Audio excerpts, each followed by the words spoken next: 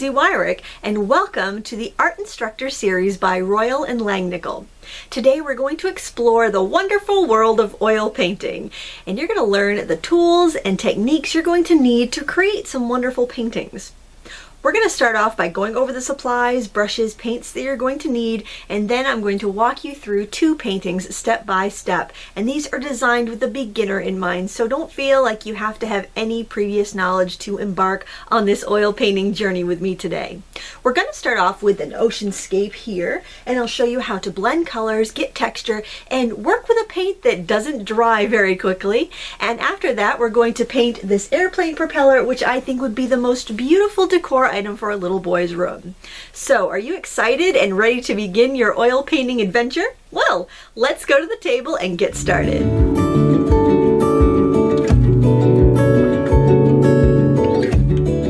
Let's take a look at some of the supplies you're going to need for oil painting. First, of course, we have paints, and I put them all in this dish right here. And when you get these paints, what you're going to notice is that when you take the cap off, they are sealed. So what you want to do is put flip the cap over and push it onto the neck of the thing there, and there you go. It's unsealed, and you can put it out on your palette. And now, in addition to the palette that probably came with your kit, you'll want some mixing area. And I just have a little piece of palette paper, and you can buy it in a big pad and cut it down, and that just gives you a nice place to mix your paint, and then you can dispose of it when you're done. And that saves a lot of cleaner and paper towels and other things for cleanup. So it actually is a little bit more environmentally friendly to do it that way. Your kit also comes with a palette knife, and this is really handy for mixing your paint, and sometimes you'll use it to paint with, so it's great. Now, with your brushes, when you get brand new brushes, they're going to look like this, and they're going to be really stiff. See that? They've got a glue in it. It's called sizing, and basically what that does is it protects the brushes in transit. But before you can paint with these with your oil paints, you need to wash them with soap and water and then let them dry all the way, because if you start to paint with these brushes and they have water in them because you just washed them, then they will make your paint kind of curdle, and it won't be very good. But I already have some here that are already washed and ready to go. You're going to want a little bit of paint thinner or brush cleaner, something that you'll be able to get the paint out of your brushes, especially if you only have a couple, because you will need to clean it between colors. And we're going to be painting on a canvas panel, which is a hard kind of piece, it's like a hard board that's got canvas glued to it, and it's very economical and convenient for painting. And it's also cheaper to frame too, which is really nice. So we're going to start off with a landscape, and we're not going to do any sketching for this. We're going to go right in there with paint, but I did want to give you a quick tip. If you have any oil pastels, they are fantastic for doing your preliminary sketches on your canvas board or your stretch canvas, because once you paint over it with oil paints or paint thinner, it's going to turn into paint. So you don't end up with any like pencil lines or pen lines coming through. So there's just a quick tip, something you might want to consider picking up if you're going to do a lot of oils. Now, I am going to dampen my brush with a little paint thinner to begin, and I am going to mix up a light blue for the sky. So the colors that I'm using today are burnt sienna, and that's going to stand in for my red, yellow ochre, which will be my yellow, ultramarine blue, which is kind of like a warm leaning blue, so it's a little more like purple than it is like green, and phthalo blue, which is a little bit more like green, because we'll want a few shades of blue in the seascape that we're going to do. And then of course we're going to use some white. So to begin, I like to get as many colors integrated in the background as I can. So I'm going to start with, and I'll actually mix this with my palette knife, I'm going to start with a pretty generous amount of white. I'm going to add a little bit of ultramarine blue, and then a little bit more of the phthalo blue. And so you just mix up your color just kind of like you would mix up frosting. It's kind of like an offset spatula, actually. Now I can tell that I need that much lighter, so rather than getting into that, because I know I'll go through more white, I'm just going to go ahead and squirt a little more white on my palette. And you could also use like a plastic disposable plate for a palette as well. I mean, or you could use a wooden palette, it doesn't really matter. Okay, so there we have a kind of a mid-range blue. So what I'm going to do here first is I'm going to pick up some of that color with my flat brush, and I'm going to be careful not to get that paint up into the metal part of my brush, and I'm going to apply it to the top of my canvas. I want kind of like a stripe of this color up here at the top.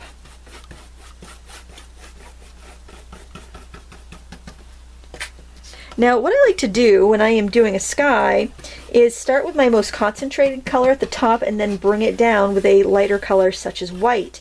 That looks a lot more natural because generally your sky gets lighter as it gets closer to the horizon.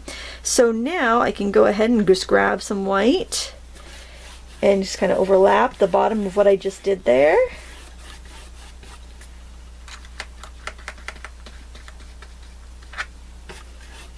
Now I only have 5 colors out because I find that when I work with a limited palette, I get a much better result than when I use a ton of colors. Mixing your own colors will give you a lot more harmony and make your painting look a lot more professional.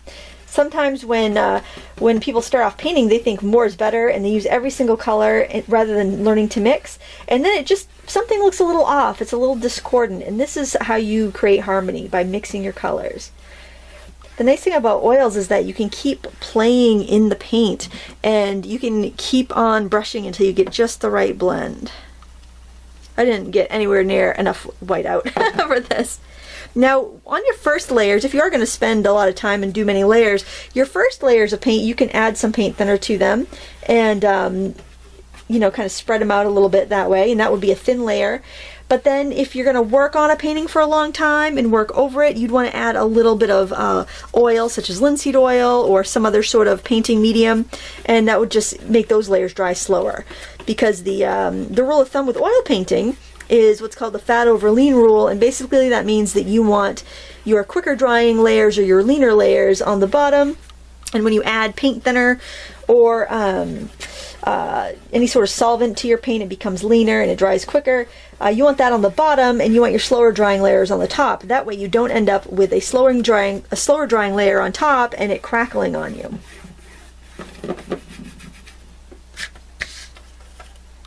But we're going to do this all in one sitting, so it's not anything you need to remember for now, but as you grow in your oil painting journey, you are going to hear that term, and I just wanted you to know what it meant.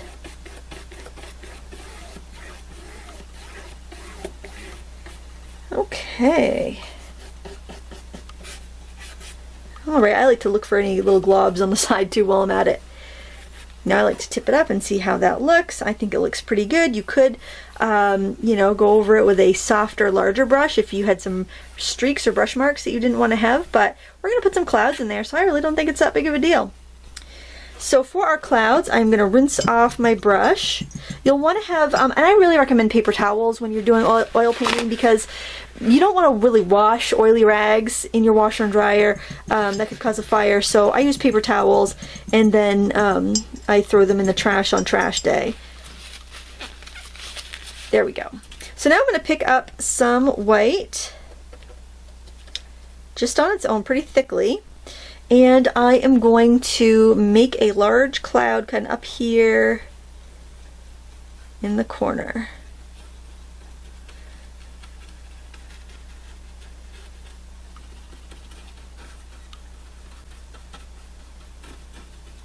Now we can go over later when we need to brighten stuff up, but I want to get that kind of in at this point.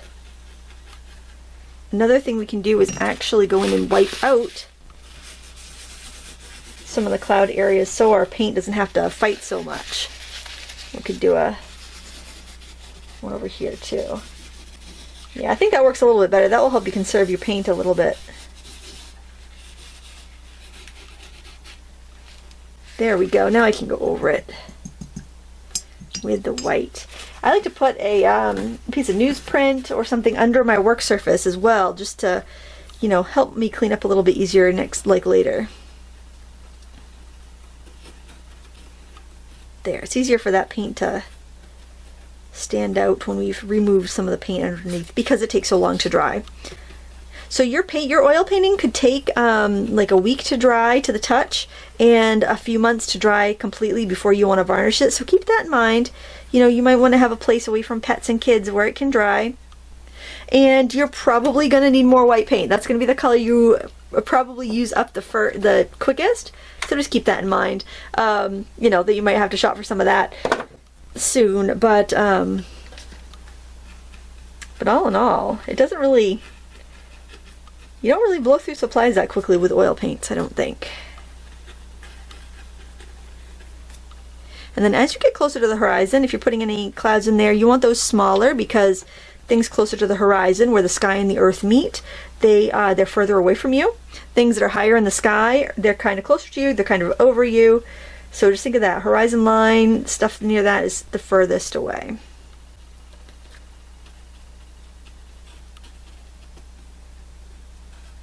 Go right off the edge with that cloud, give it a little perspective there. There, okay, that looks nice and tranquil. And now we're going to start in with the water. And I am going to take that color but add a little bit of a little more phthalo and a little bit of burnt sienna to that to kind of darken it down, dull it down, because you wouldn't have super bright water that far away, that close to the horizon. It's going to be duller. A little bit of ultramarine too. There, really rich kind of navy color we have there now. And that I am going to pull right across like this. Now I'm going, it's about, it's higher than half, it's about a third of the way down. I do aim for dividing the landscape into thirds because it's more pleasing to the eye. They call that the rule of thirds. Now I'm just tipping it up so I can make sure that it's not too crooked. It's a little crooked, so I like to start a little lower too, so as I have to move things up, I have room to amend it.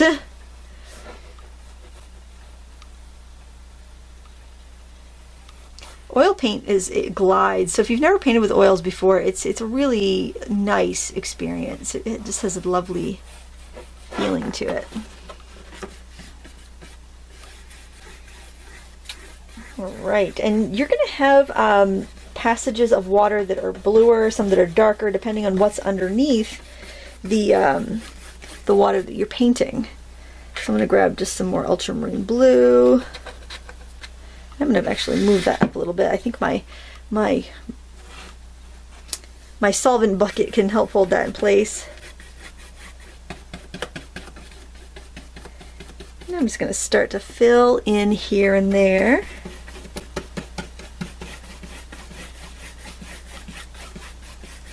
I know I'm going to want a little bit of like shoreline, so I'm just going to sketch that in.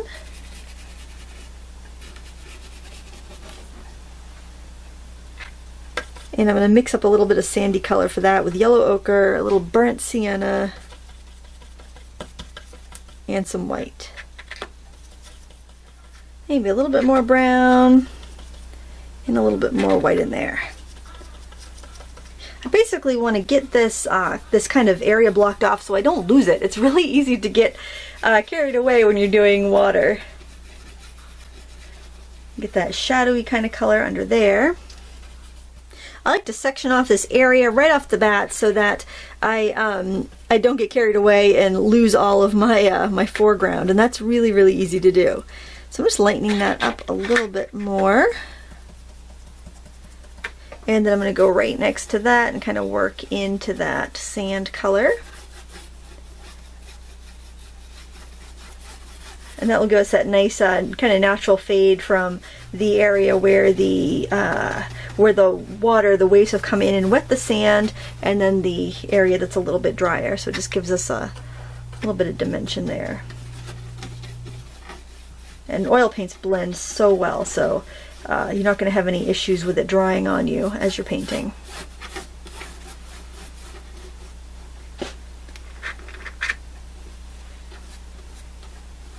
Adding a little bit of white for opacity here.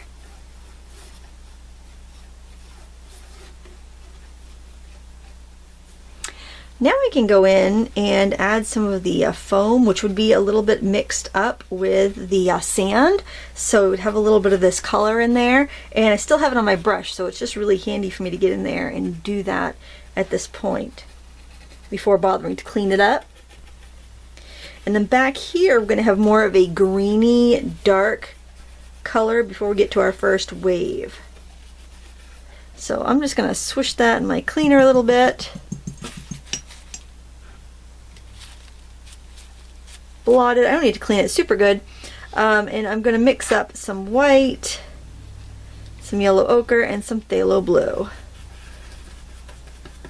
That's going to give us that nice dark green for that wave that's going to be kind of coming up like this and crashing down there. So we're just going to fill in this area here.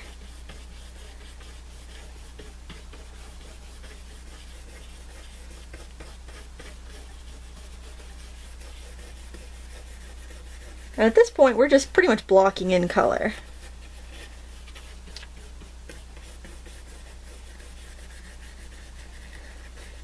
And we can throw in a little bit of this color, this dark that we made originally, and we can tuck that right underneath that cresting part of the wave and work it back like that.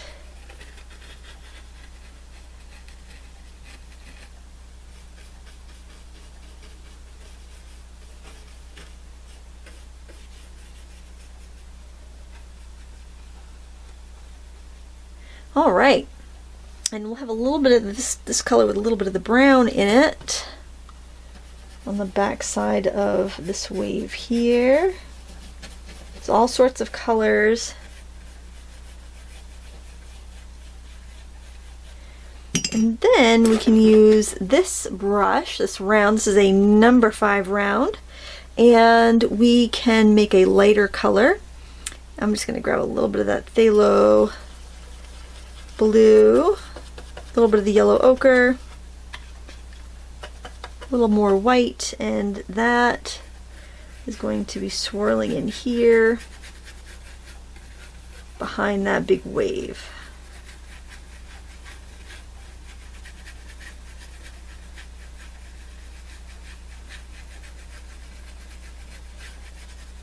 Just kind of filling it in there. We do want that a little bit lighter behind that wave so we have that contrast.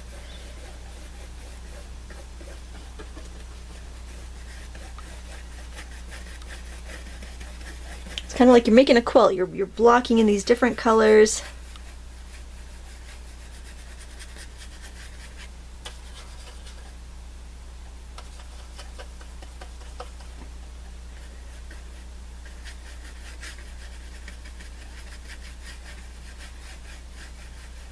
Just like so.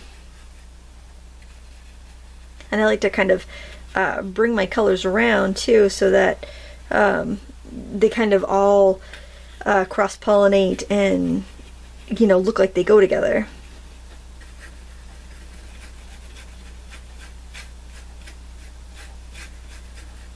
Get some of that darker color right above that cresting wave that we're going to paint in a minute.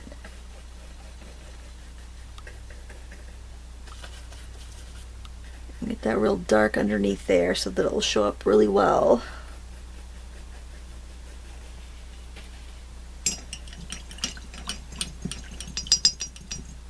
Okay. The funny thing about white paint in oils is that it's a lot stronger than the other colors. So I like to avoid putting the white down until I've got most of my colors in so it doesn't overpower my painting. I'm going to go ahead and add some more onto my palette paper, and I actually decided to tape this down to my table just so it wouldn't keep sliding around on us while we're painting, because that's kind of troublesome. So I'm just going to pick up some of this white, and I'm picking it up fairly thickly. I'm just kind of dabbing my brush in here, and I'm going to start to build where I want my kind of the white caps to be, and I'm going to start with this foreground one because it is the focal point of this picture, and I am just basically turning my brush and tapping.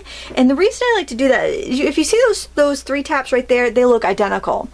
And what you want with nature is some variety. So when I kind of barely hold on my brush, hold it at the end, and tap, I get much more natural marks on my paper, and that's what I'm really going for here. So keep that in mind as you are painting, not to have like a white knuckle grip on the brush. You want to have it really natural. And also we'll be using other brushes, and we'll be doing some flicking techniques in a bit too, so that we really can let the paint do its own thing, and that really helps it from us getting too fussy with it, because when you start painting fussy, it really stops looking natural. Now here I'm actually kicking up some of the paint underneath because I want to get that color swirling in there a little bit. Because you have, when you're looking at surf, you have some really bright white areas where the the water's really frothing up, and then other times you have much muckier areas where it's like stirring up the stuff, the sand, or you're seeing a really thick passage of water, and then you're seeing those colors from the water. So you just want to make sure that you're getting all of those different qualities. And I know this, we're gonna have some froth over here, and I'm just kind of figuring out how much of that color I want to drag in there, because this will have some color in it too. We got some from the sand earlier, and I'm gonna put a little wave over here. I'm gonna clean my brush a little bit because I want to make sure I don't have too much paint in there other than the white. In fact, I think I want to have a bigger white cap up here.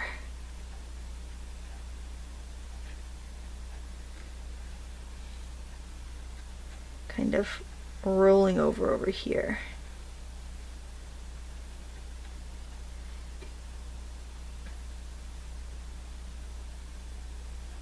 You can stare at the sea all day and see every wave is a little bit different. And living fairly close to the ocean, I get a chance to see that quite a bit. I'm very fortunate.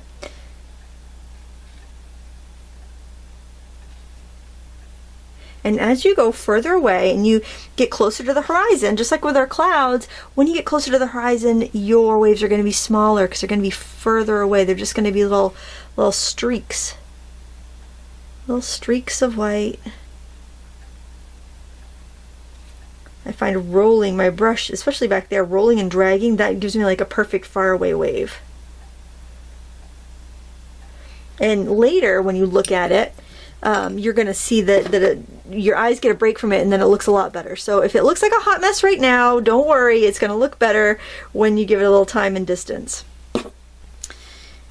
And I'm getting some more white paint. When you squeeze your paint, squeeze from the bottom, really flatten that out so you don't trap any paint down there, and that will help you conserve your paint. You can even get little paint ringers that will crimp the end of your paint tube so you don't waste any, which is really handy. I have one of those, and especially with watercolors, because you don't get that much paint in a watercolor tube anyway, so that really helps conserve.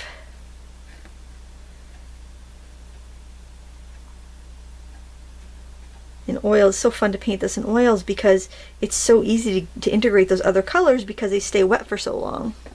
And I'm going to let this taper off over to the edge. You can kind of see where the wave curls there. And I want to get some of those like little swirls kind of that you see.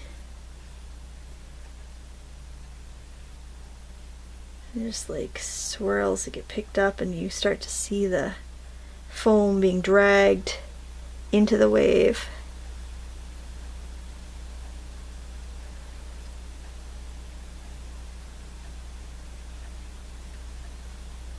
And you'll see that back here too, where the water gets swept out. I'm thinking that shouldn't be a wave, so what I'm going to do is actually fill that in with some darker color, because I don't think we'd have two waves that close together. That usually doesn't happen. So I'm going to grab some of this and throw that right in there. The nice thing is you don't have to match too closely, because depending on how deep the water is and how the light's hitting it, you're going to have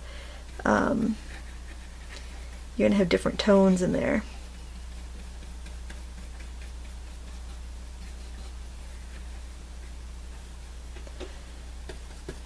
While I'm at it, I do feel like this water behind this wave still needs to be a little bit lighter, so I'm going in with that lighter passage.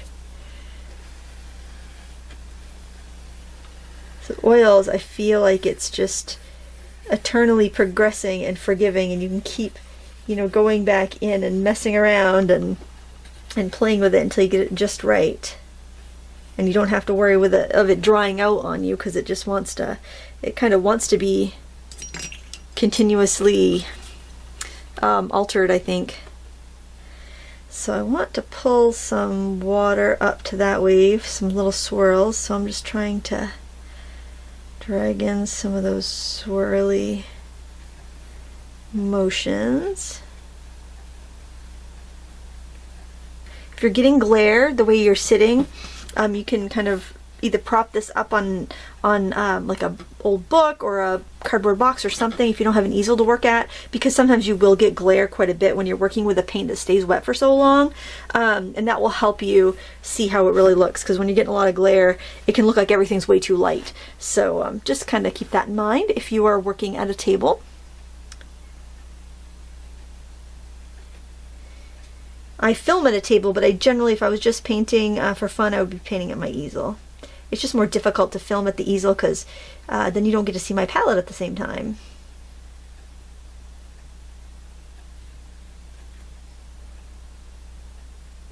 And over here, I also want another little bit of kind of falling water, so I'm going to connect those two areas.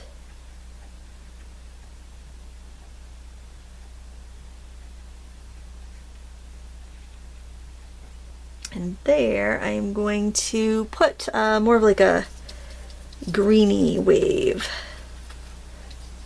So I'm using the yellow ochre and the phthalo blue, and I'm just gonna kind of put some little strokes so like the wave is curling over there.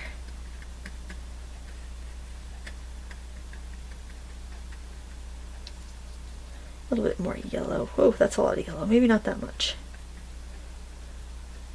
Put that in somewhere else too, though.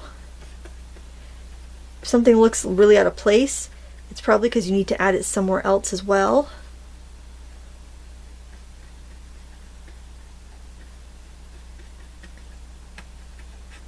Because we're getting into that, the light's hitting under the water and it's pulling stuff around, so we'll put some back there too, into this wave. Where the light would be when the wave pulls up, light can get in.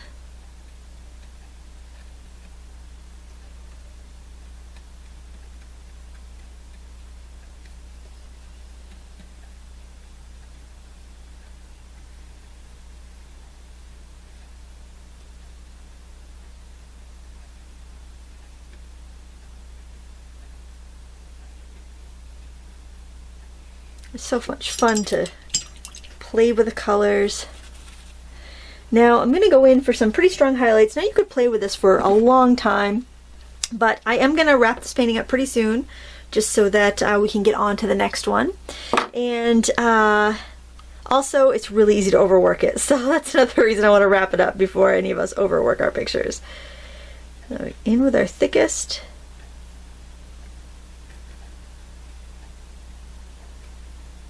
Our thickest highlights. These will take the longest to dry. White tends to take longer to dry anyway. Get our froth here going over the beach. And actually, you will have kind of some kind of straggly bits of froth. So you can go ahead and put those on the sand as well.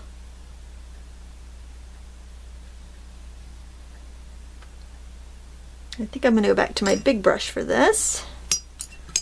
Just got to clean it a little bit because it's pretty dirty.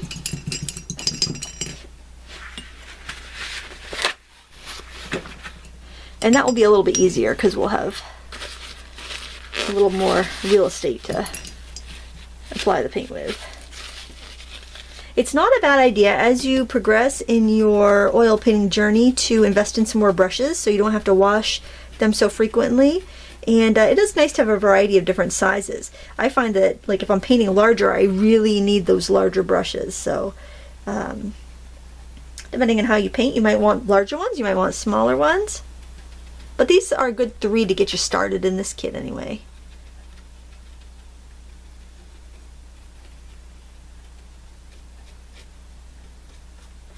I'm going to pull some of this into the wave behind.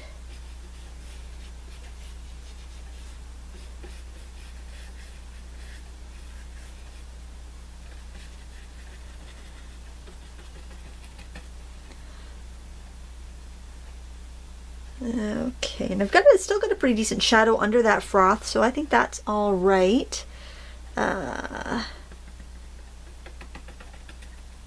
Filling in anywhere else I think needs a little bit.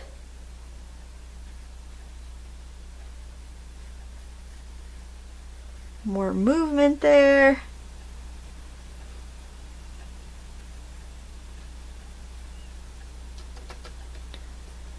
Let's give that white cap a top back there. Give this one a little more movement.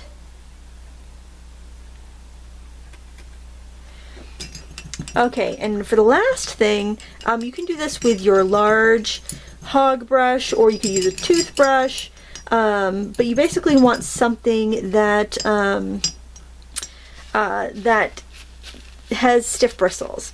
And I'm going to make a little spatter here, and I'm going to use some white paint, and I'm going to use some water. So, I'm sorry, paint thinner. So I'm actually going to get some fresh paint thinner and just put it on my palette and add some white paint to it, because I don't want to have any dirty paint thinner in there. So I've got a little paint thinner right there in that little container, and I'll just set it over here so you can really see what I'm doing. I'm going to add some white to it. And you can use any paint thinner you like. Odorless mineral spirits works great. You can find that at any hardware store. In fact, you probably have some. If you varnish things, if you do like home improvement projects and stuff, and that's nice. There are more expensive things that are good too, but I find that works really well, and you probably already have it. So what I'm going to do now is I am going to draw my finger across this and spatter. And that's going to give me a really natural looking sea spray. If you want bigger spatters, you need more thinner. I feel like I have a little too much paint thinner there. I'm going to do a little bit more paint. And actually I'm going to blot up. I did get a big spot right there. So I'm going to blot that off. That's not a big deal, because we're still in that bottom layer. This is only one layer. So it takes a little bit of practice. You could do this. You could practice on like a piece of cardboard until you got the hang of it. But I love this technique. I do this technique in pretty much any type of painting I do, and I just think it gives you a really nice, natural look for sea spray, for all sorts of different things. Now at this point, I would let this dry, and then tomorrow, if you decide, I wish I had some more white on there, it's going to be easier to add more white after it's dry. So for right now, we're going to take a break, and then if I decide to do more on this painting, then I will be back and we'll do it together. I let this painting sit overnight, and I just kind of let the paint set up a little bit. It's not going to be dry, but it will be a little bit firmer, and I decided to just kind of think about what I wanted to add to this, if anything. So I did want to brighten up the white, so what I'm doing is actually just using the white straight from the tube, so it's nice and thick, and I'm going to go in and just brighten up some of those areas. Now I'm going to, as you can see, as I paint that out on my palette, it does pick up some of the color underneath, so the key here is just to kind of dab that paint on and leave it be. You don't want to pick up too much of the stuff underneath. Just try not to make it too I guess predictable. You want it to still be pretty random looking. I'm going to go over here with a little bit. With those little white caps. And then I'm going to go in with a larger brush here and some white. And I am going to just kind of dab some of the surf on. Because remember, we did our spraying yesterday. We kind of flicked that paint, that thinned down paint with the paintbrush, with a stiff paintbrush, and that gave us that really nice sea spray look. So now I just want to add some of the really frothy kind of bubbles. So that's what I'm doing here, and I'm just almost scooping it up and using a really thick application of paint. I'm really just kind of slathering it on. That's going to take quite a while to dry, but it's going to give us that lovely texture that we need for that kind of frothy waves. And that's all I'm doing to this painting.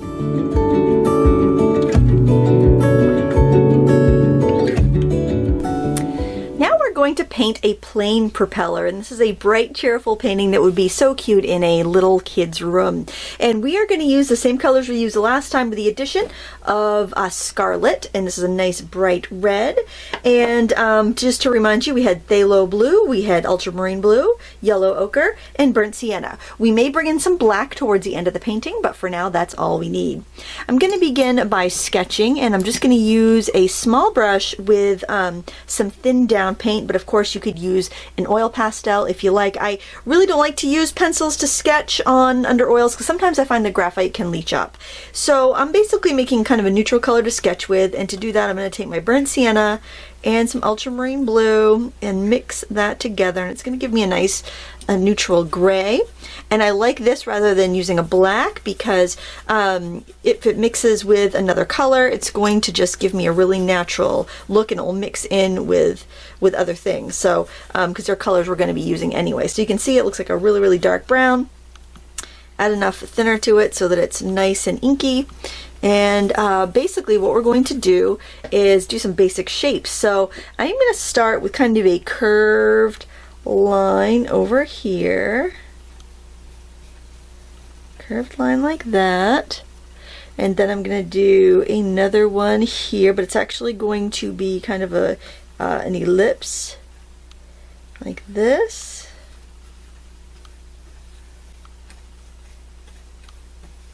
It's going to go off the top of the canvas. That just gives you the idea of a larger painting when you do that as well.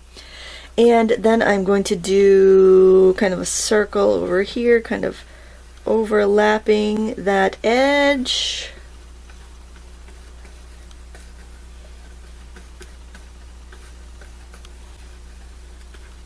Got a little bit more of a point. And a circle here for where the propeller is going to start to come out. Actually, maybe back here a little bit more. And that's going to come out like that and kind of go off. Go up, swoop up towards the corner a little bit. You want to make sure you have enough thinner in here just so it wants to glide. This line's going to come out fairly straight. That one needs to come up a little bit more. I had that off a little bit. We can fix everything as we are going along painting, so. And you can wipe away any mistakes as well. Just go in there with your thinner on a brush and you can adjust things. And this kind of comes back like that. I feel like this might need to be a little bit lower.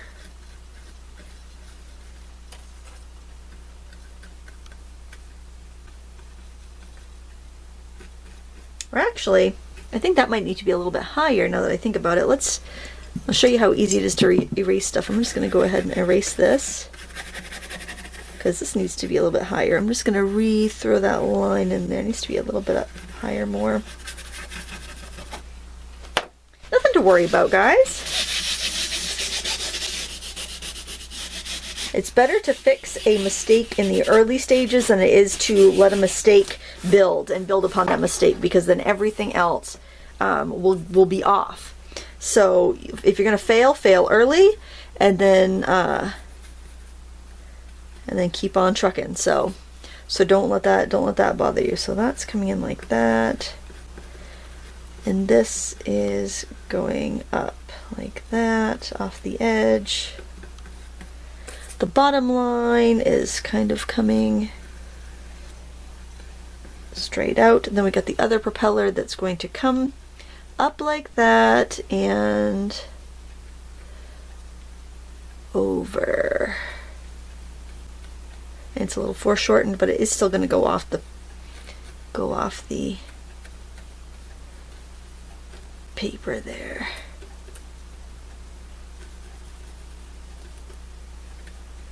That looks a little bit too thick. Go into my little magic eraser here. And then what I'm going to do is scrub out any lines that I don't want. So So I'm just left with a really clear vision of what I'm going to end up with here. And let's see, we've got the double that goes in like that, and there would be another little line coming out here and another one up there. And it might be a little confusing looking right now, but when we start adding our color, it's going to clear up quite a bit. So the first thing I want to do is what's in behind, so I'm going to start with the sky, and I'm going to use a flat brush for that, so I can use this. And I'm going to grab, I'm going to grab mostly ultramarine blue. I'm going to grab a smidgen of phthalo. And quite a fair amount of white. You're not brush mixing. You can use a palette knife if you want, but I think it'll be fine to brush mix this. Now I'm just going to start just to put a stripe across the top with that. I don't want to pull too much into the propeller because they're a nice clean line, so I can just pretty much go right up against that. And then I'm going to add more white. Go right underneath it. Blend those two together. Look at the coverage, really nice coverage. I'm actually going to squirt out a little white here. And we're going to go in with some more white. We're getting, the sky is getting lighter as it comes down.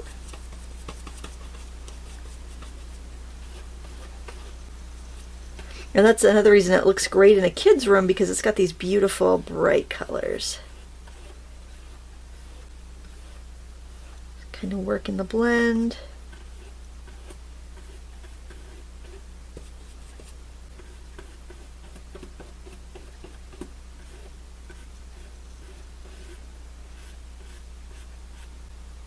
Wipe off any brown that you might have on your brush.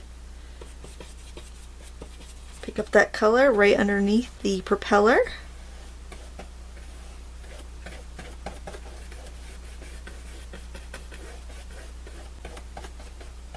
Oops, I picked up some brown. Remember, it's better to go over just a little bit rather than be under a little bit, because we don't want to show those lines. Those lines are going to disappear. They're going to mix in with our paint. A little more white. And since I did mix a little bit of thinner in with this, it is going to dry a little quicker than you know, layers that I used thickly, which is nice. Grab a little bit more white. So I just keep adding white to that same mixing area each time. I'm trying not to get into too much of that brown there, but I am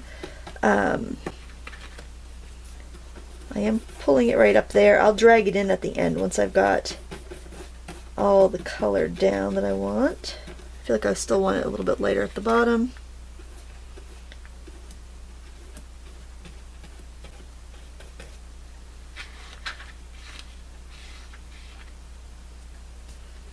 Your sky is always lighter towards the horizon.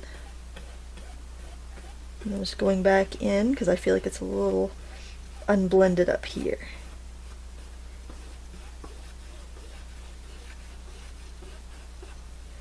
Okay, so now I'm just going to blend that.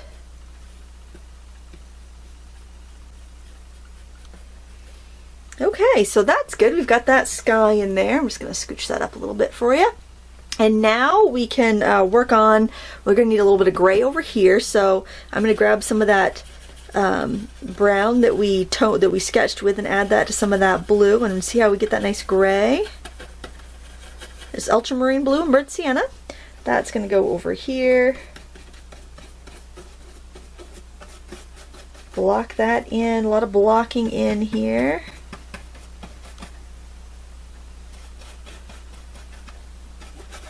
Bring that right up there. And we're going to use some of that color on the bottom part of the propeller here. With the This is going to be a silver when we're done, so we're getting some colors that are being reflected onto it, which would be like the gray tar of the airport. And we're also going to get some sky color in there too. I like to mix my colors whenever possible because then we get the more true results. Get a much better look of things. Need some more white. Doing some damage on this tube of white here.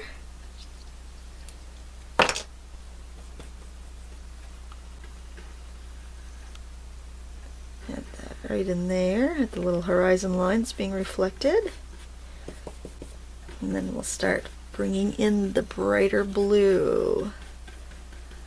Get that high in the sky area reflected up here, which is much darker.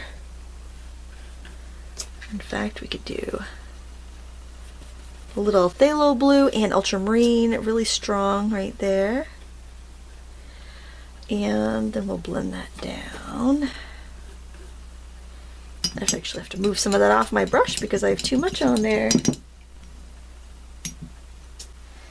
Blot off the extra paint thinner so I don't get it too wishy-washy.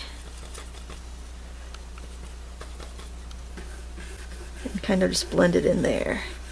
And we're using our strokes, they're going to be going with the shape of this domed area. Now we're going to pick up some red, and we've got this beautiful scarlet, and I'm just going to take it straight from the tube, and I'm going to fill in this red ring here, and this will be the painted area around the kind of propeller mechanism. I don't know the name of these different parts. Now I am using it fairly thickly because I want good coverage. I don't want to add thinner and make it streaky, but if you felt like it was really dragging on your canvas, you could add a little bit of thinner or just wet your brush with the paint thinner. I know sometimes if I'm using a stretch canvas, I feel like my paint doesn't want to glide as well as opposed to a canvas board. So if you're on a stretch canvas and you're just feeling it drag too much, go ahead and just wet your brush with a little thinner and paint with that. It will make it flow a little bit better for you. And I'm just trying to even it out. We're going to add shading to this, so so basically all you're doing right now is just getting color onto the canvas.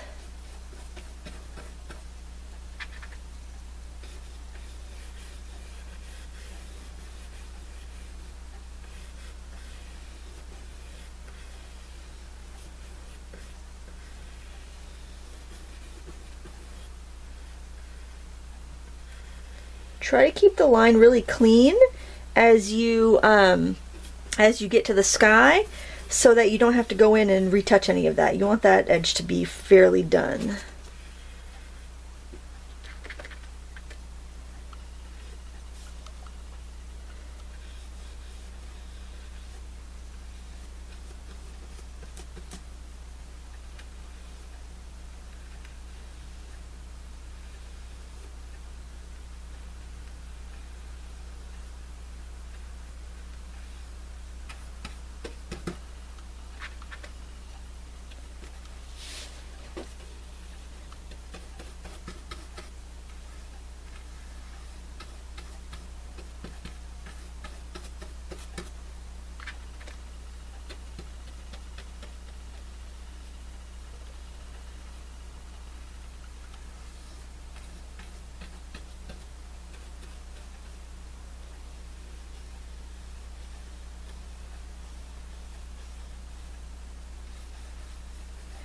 Okay, so we've gone up to all the edges. Red is a real strong color, so you don't want to overlap too much. You want to keep those edges nice and true.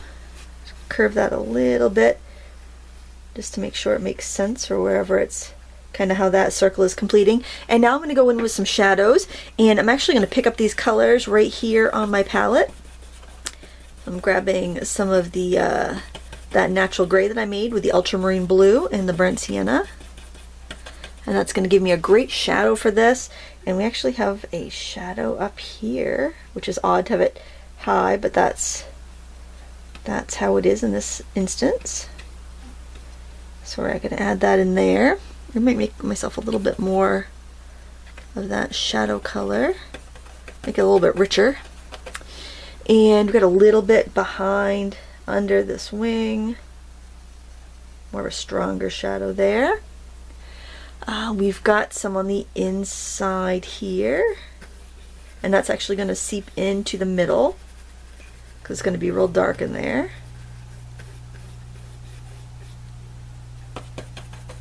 And we've got some on this rim. And actually it should be quite a bit darker over there, so I'm going to mix up some more of that.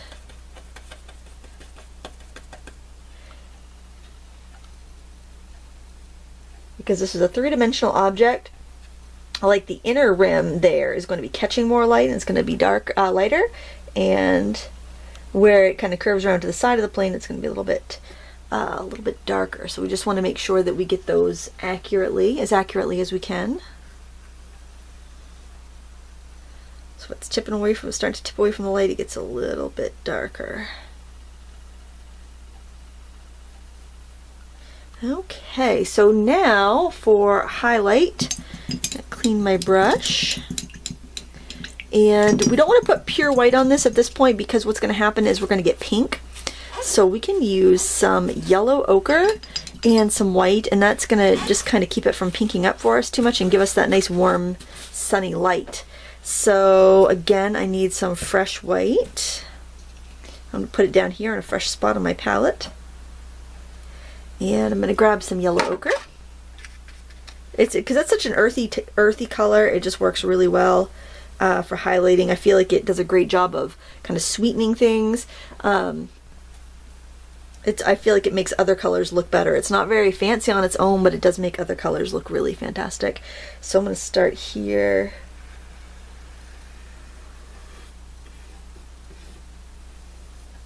You can see it just kind of absorbs in without getting really pink. So it gives you kind of that light red look. Now you may need to wipe your brush off between picking up that color because the red is so strong. Get some over here. And we'll get some on this rim.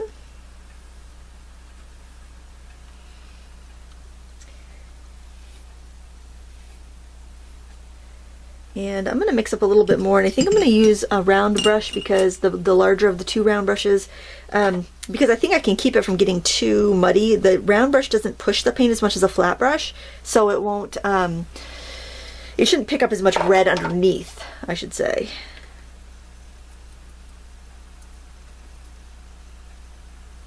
And we're going to go and try to get this highlight back. There we go, that's a little bit better. Should have wiped my brush there, but that's alright. And this will also warm up our red.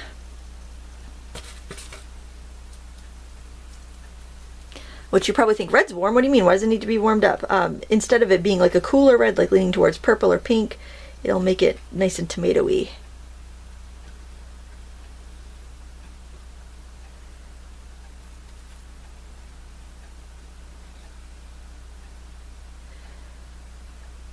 And we can bring some of this red in around the propeller area because that is being reflected as well. And we want all shades. We want that highlighted shade, then we also want the kind of red on its own. Because this is a really reflective chrome area.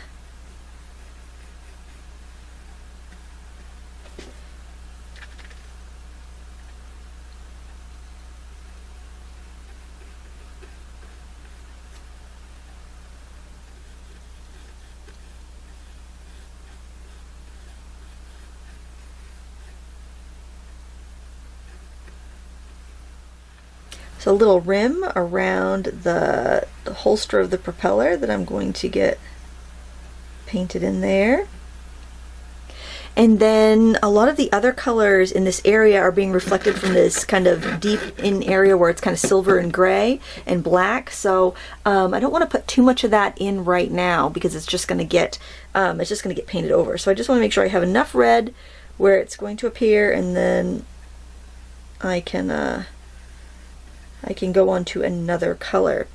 So I think that's pretty good for now. I'm just going to drag that in a little bit. And now we're going to go on to the propeller color and back to our flat brush, because a flat brush is going to be great, is really the best for laying down massive amounts of color. So we're going to make some more gray. So we're going to use white and that kind of gray color that we mixed. So we got burnt sienna, ultramarine blue, and white. And I'm going to add some more white.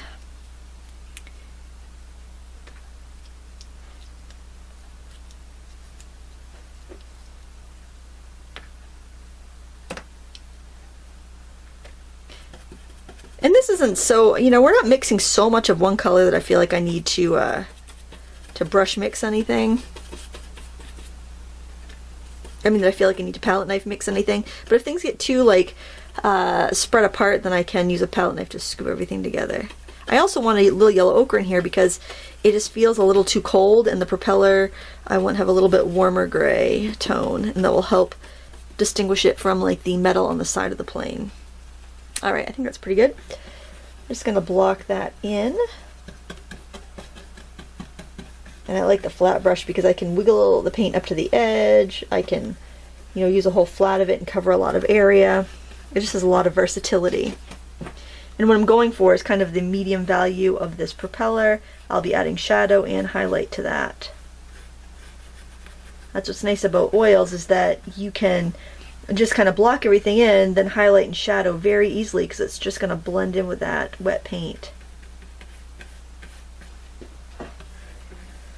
And I might even wait to shadow and highlight this until I have the inside of the propeller done, because I can go back and refine my edges at that point. And we'll go ahead and put this guy into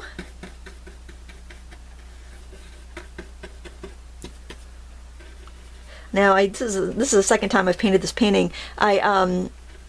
I painted this a few years ago and sold it like immediately, and then kind of regretted it because I really liked the painting.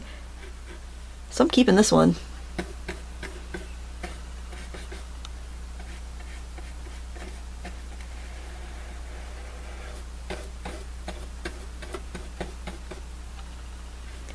Got some foreshortening here, so the curves are going to look a little bit more prominent on this propeller.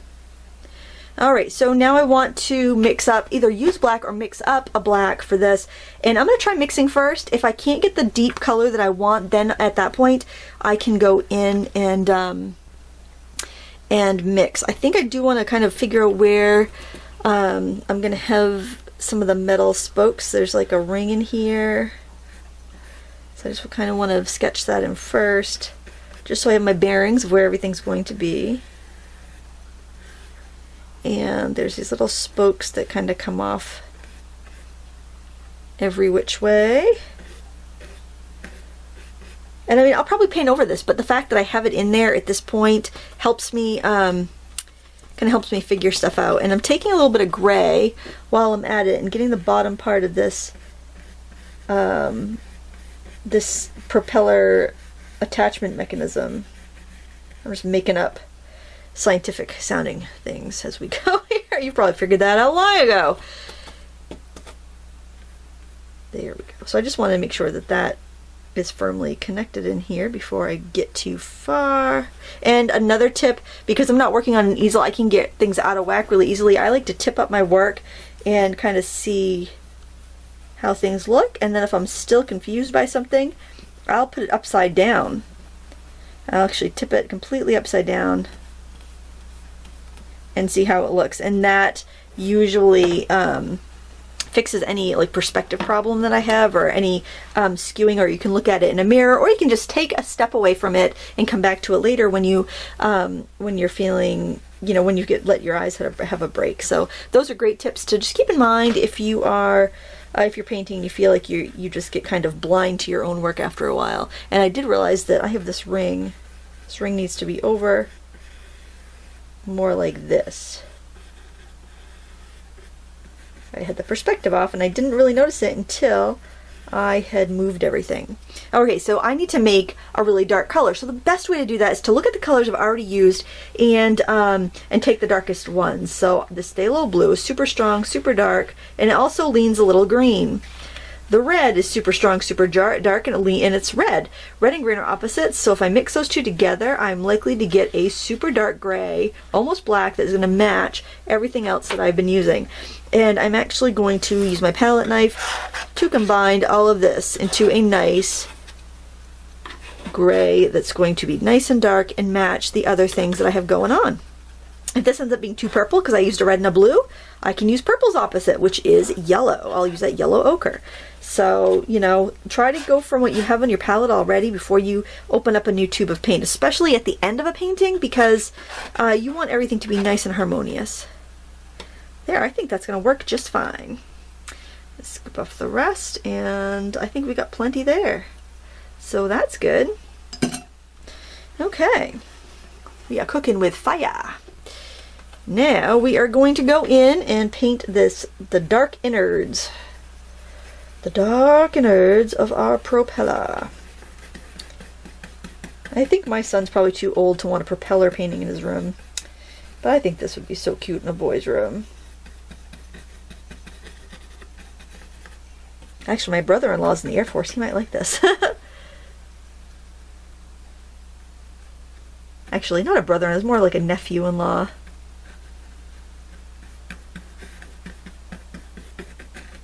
There we go. We're just blocking in, guys. Fill it in. You can go over those little sketchy lines, those spokes that I put in there. Those are more just for. It's kind of like how you write a list down, and it just helps you remember it. That's kind of what that's doing for me. And if you got your red space a little big, you can go ahead and refine those lines and push it back. Oil paint is very sculptural like that. I'm actually going to blend these two areas together because that is where the red kind of starts to fade into that shadowy area and we lose a little definition.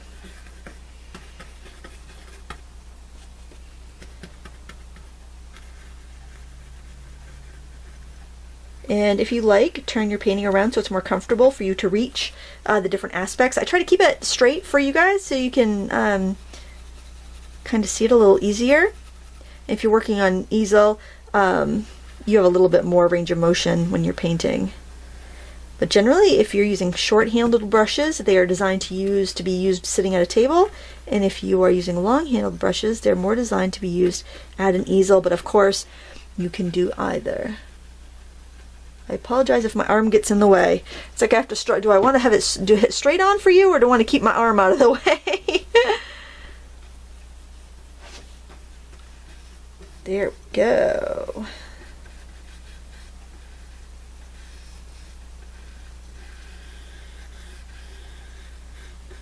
Okay, so I can actually add a few strokes of this color into this area because it's going to be reflecting that.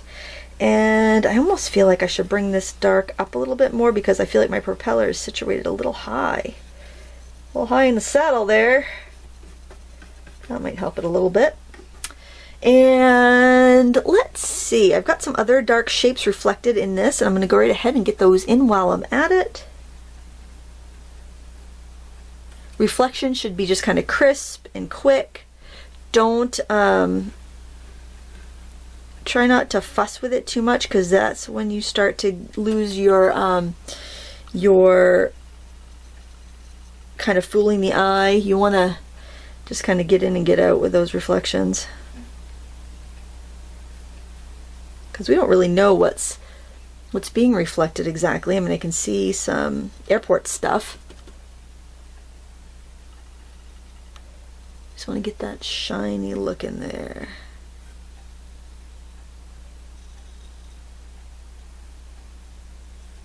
Just make sure the reflections kind of bend the same way that the propeller does. Alright, speaking of shadows, I'm going to grab a little more burnt sienna in that, warm it up a little bit. You got a smidgen of yellow ochre. And then we can do some shadows on the propeller. So I'm going to start over here.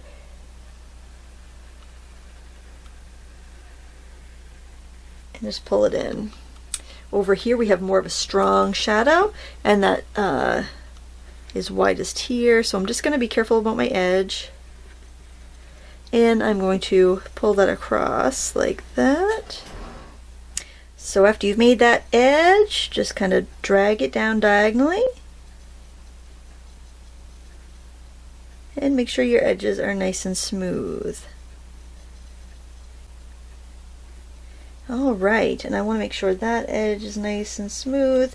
And now I want to make some highlights. So what I'm going to do is just wipe my brush off. This is pretty easy. Just wipe your brush off, get off the extra pigment, but you do want some of it on there. You want a kind of a dirty brush here. And then I'm going to grab some white, and I'm just going to see what I get. That's still a little dark, so I'm going to wipe it off a little bit more and pick up a little more white. Maybe add a little bit of yellow ochre to it to warm it up. I'm just going to wipe off the excess here. Okay, we'll grab a teeny bit of yellow ochre, and we will grab quite a bit of white. Okay, that's a little bit better. A little more white. Okay, that's going to be a good highlight color for our propellers. And what we're going to do is just kind of add it to the top edge there. It's a soft highlight. Wiped off the excess on my brush, just on my palette. And then here we actually have two highlight areas. We've got one right above the shadow, because that shadow is kind of the thickness of the propeller. And wipe off. Grab up the paint again, maybe a little bit more white because this is going to be a little bit brighter. And this is going to go up here. And I'm going to move my painting because I really don't want to get this wrong, because white's such a strong color with oil painting. And I am going to just drag it in. I like to turn my brush a little bit as I go because I can control that edge a little bit more. And there we have that. I think I want a little bit more, so I'm going to do another pass with that light color.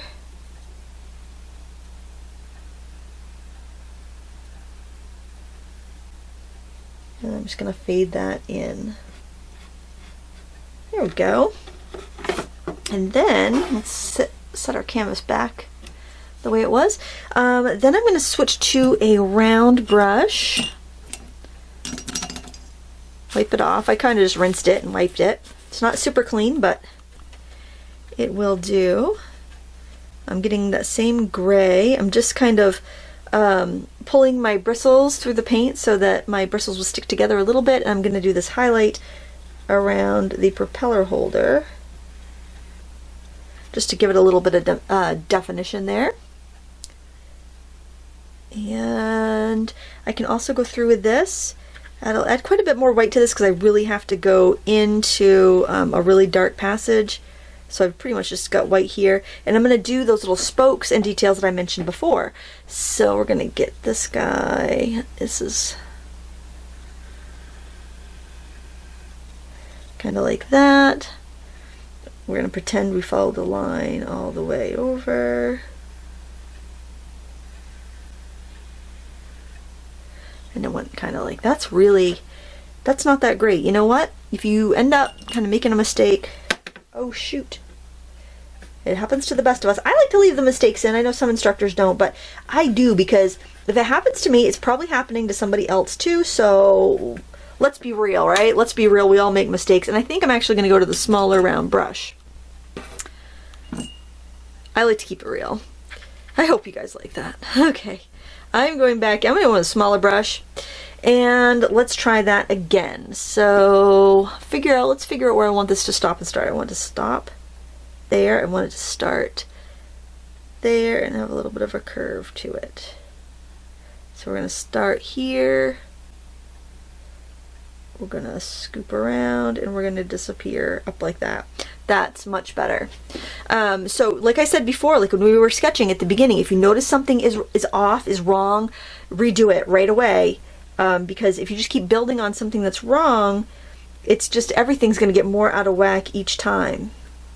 Now you're not going to see every spoke. It's not like you're looking at a bicycle wheel and you're seeing every little spoke there. You're going to see glints of them being like kind of picked up by the light, and it's gonna be lost and found. They'll disappear, they'll reappear. If you paint every little detail in, it's gonna be really awkward looking, especially if you have anything that's not quite spaced out right. By just putting in little hints of stuff, little hints of those details, you're gonna get a much better result. And get a little highlight in there.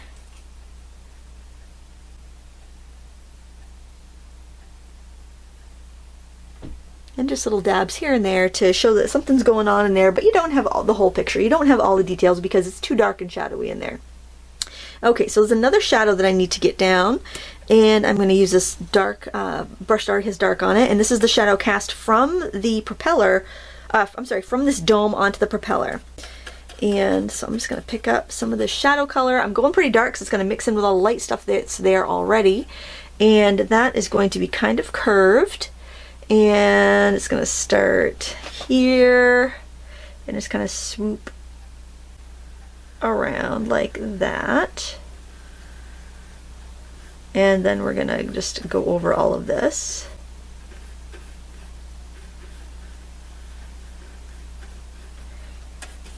You can see how strong the white in that pigment underneath is because it's like gobbling up all of that dark, but because of that it's really easy to do a very gentle shadow there. Okay, I feel like I want a little bit more slant to that. So I'm just gonna kind of add paint out and kind of taper it in to where I had that. Helps give you the rounded area. And I think I want to add a little more dark to this guy over here. And let's see what else needs a little bit of shadow, more shadow on it. I feel like this area here does. And also, I feel like the propeller is casting a shadow on this little part of the red area right there. And that would be that propeller casting that shadow. And so I'm just pretty much going through and adding any of these shadows that now have become apparent, that now that I've added in that middle area. Sometimes when you get your darkest dark in, you start to see everything else that really needs more shadow, but you can't really see it before because you don't have that anything contrasty to give you your bearings. So now I'm picking this up on the chisel edge because I think it's going to be easier for me to make a line with this than with a round brush. So I'm going to start putting in the pieces of sheet metal. Okay, and just make sure that you, when you're putting this in, that you're curving it with the roundness of the propeller, so it's going to go around kind of like a curve when you have it in there. And again, less is more. You don't want to put every little piece of sheet metal in here, but you do want to get a few details in there to make it look realistic.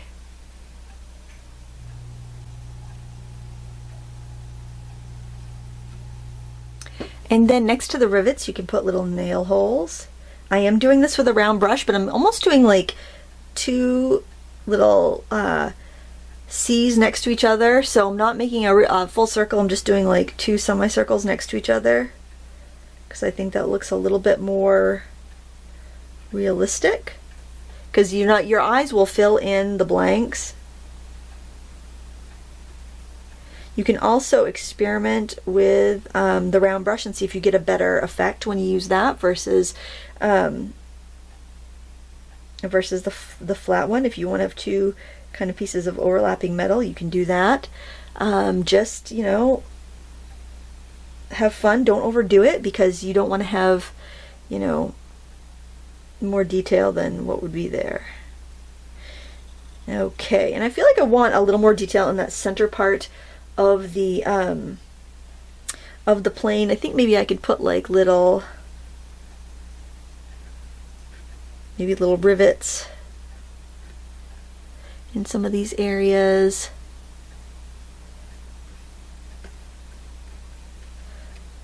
I don't want to overdo it, but I also don't want to have just a big black hole in there either.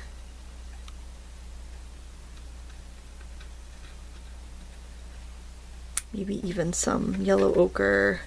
I feel like there's some like warmer metals in there, and if I just go in with a little bit of yellow, I can get a little bit of a little interest, something else happening in there basically. so it's not so samey. And then and then again, once you get all of your, when you get all of those values in there, then you might say, oh, now I can go brighter with those spokes because I have some more mid-range grays, and that just makes it look like the spokes and everything else could be a little bit brighter.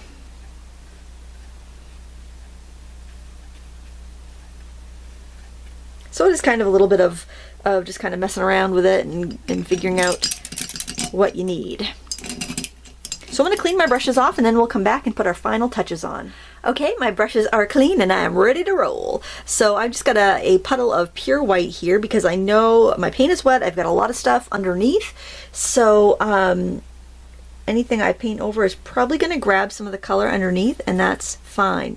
I'm wiping my brush between colors because I want to keep some nice crisp highlights, and that's what this layer is crisp highlights. If you do make a mistake or get something a little off, you can go back in with a, fairly clean brush. I mean, nothing is perfectly clean at this point because I do need to wash them, but once I wash them with soap and water, then I can't use them until they fully dry, so I am just making do with this at this point.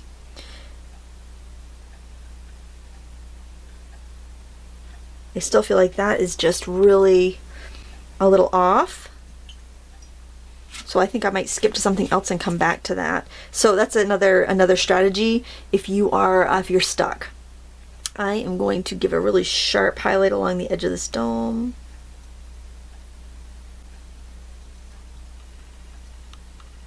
And really sharp highlight right here.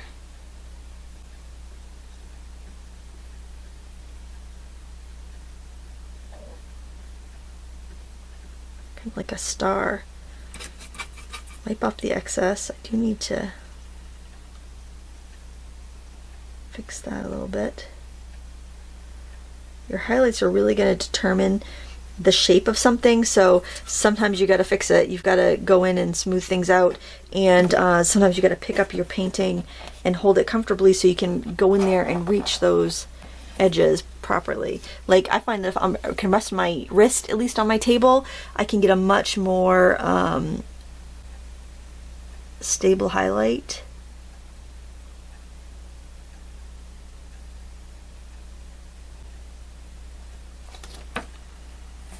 And you can see how it just gives it more of a metallic look. So I'm going to turn this a little bit so I can get that really important highlight on the tip of the nose of the propeller there. And that's mainly right there.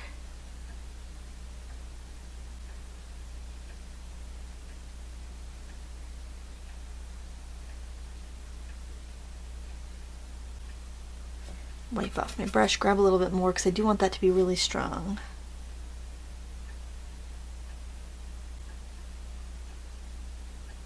Just try not to let it blend too much because you do need that strength in order to get a realistic reflection. I like that. It really looks like metal to me. Really gives it that chrome sort of look. I'm going to give another little bright sparkle. I'm going over my little star with a little bit more paint. That's such a pretty look. I like it. And get a couple of their little sparks in there. It's very addictive, so just keep in mind because it's really easy to go overboard. I will tell you that.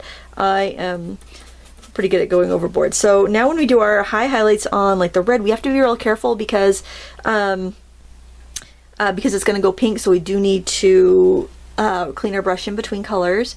We've got one right here.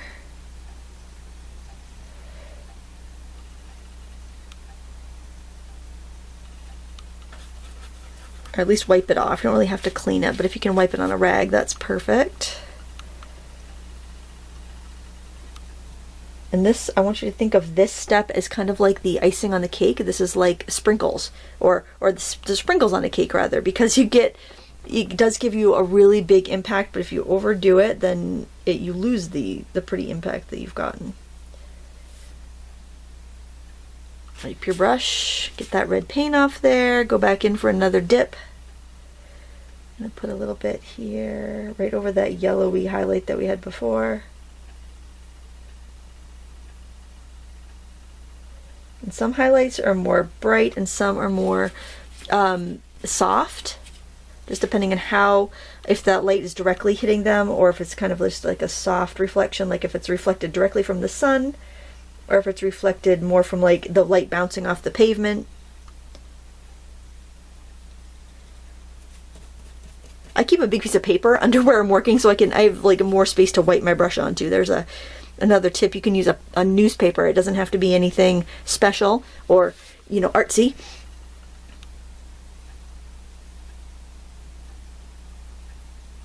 And if it's too bright, just work over it and it will mellow right out for you.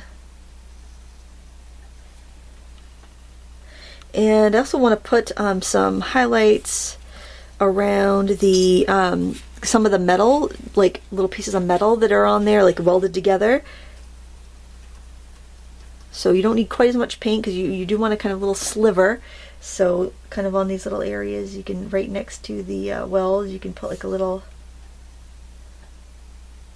just a little sliver of highlight where the metal might catch the light. All these little details kind of add up. So now we do need to clean the brush before we go in over another color because that pink will transfer.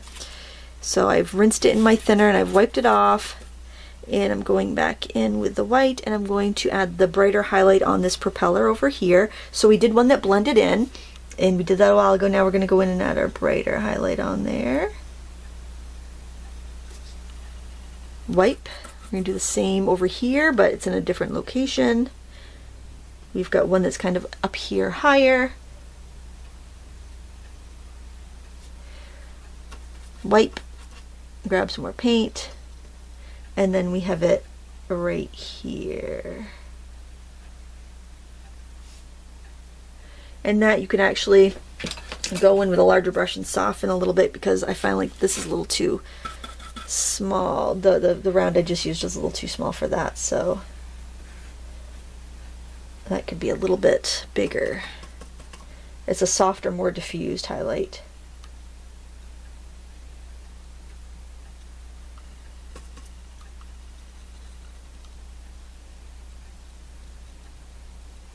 Okay. And now I'm going to return to this area where I couldn't quite see it properly before. I was blind to it. I was perspective blind. It's kind of like nose blind, but it's for your eyes. Perspective blind. And I'm going to try to get one little slice of color of highlight that's going to work. So what I'm going to do is kind of smear that out. I feel like that is just so wrong right there. And the glare is kind of, I'm seeing the glare from all my brush strokes, so I'm getting confused. So I just need something that's going to kind of bridge the gap there.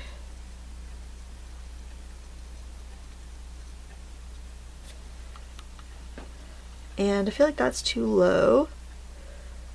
So we've entered the finger painting stage of our lesson. Probably not a fantastic idea. I'm just gonna make sure I wash my hands really good before I eat anything. Okay, so now I feel like I'm on the right track at least.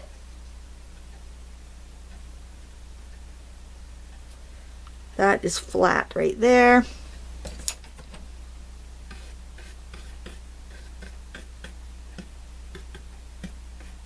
And sadly, this is a good, that's a fair amount of your painting experience here is just fixing mistakes. I could edit it out, but I really think that it's nice to see that other people struggle too.